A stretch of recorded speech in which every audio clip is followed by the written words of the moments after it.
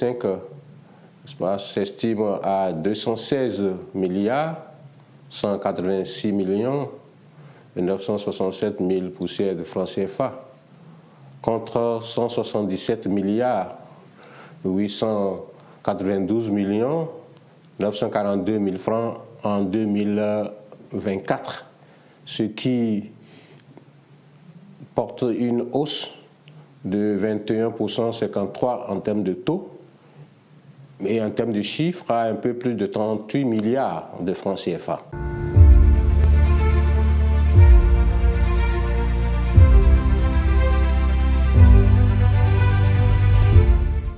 Le budget 2025 porte sur toutes les composantes du sous-secteur des enseignements maternels et primaires. Quand je parle de composantes, je parle de tout ce qui est lié à l'accès, à l'équité, à la rétention. Je parle de tout ce qui est lié à la qualité de l'enseignement. Je parle de ce qui est lié également au pilotage et au soutien du système. De façon particulière, lorsque vous prenez l'augmentation substantielle que l'État va accorder au sous-secteur cette année, cette augmentation porte essentiellement sur, d'abord, dans un premier temps, les dépenses du personnel.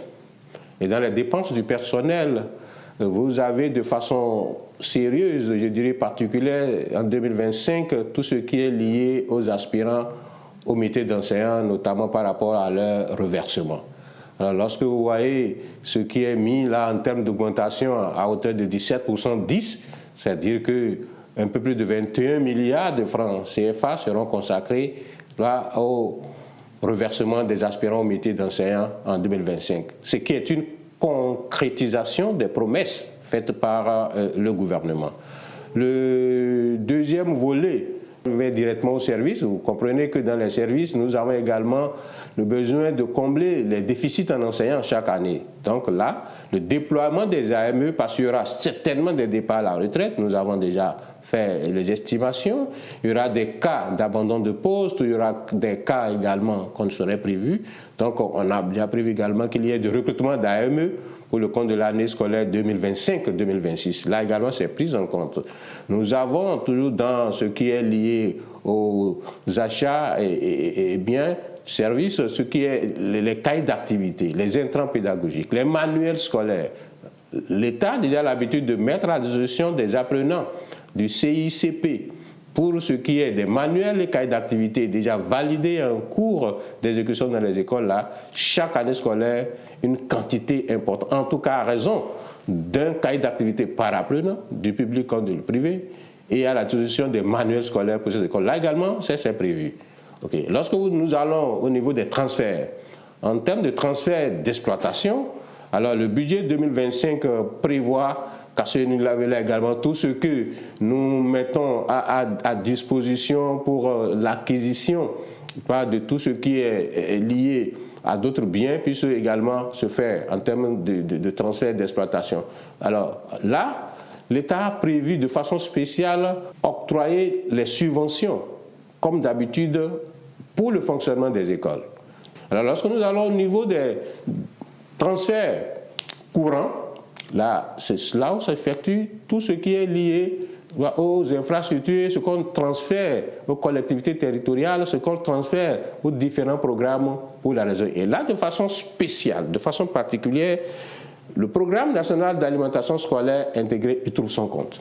Alors, il y a une évolution, je dirais, drastique à ce niveau-là, puisque nous passons du simple au double, là. Parce qu'on parle de 14 milliards et quelques en termes de budget, de fonds à transférer pour les cantines scolaires, à aujourd'hui un peu plus de 29 milliards de francs CFA, soit 100% 7.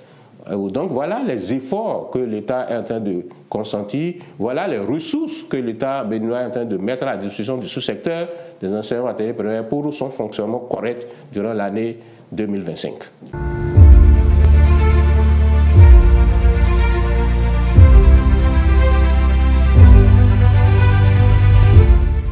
Les députés ont été très attentifs à ce qui est alloué au ministère en termes de ressources financières et on estimait même que le ministère a des ambitions plus grandes et que s'il était possible de faire des efforts complémentaires pour que le budget du ministère puisse être doublé, et ils le feraient.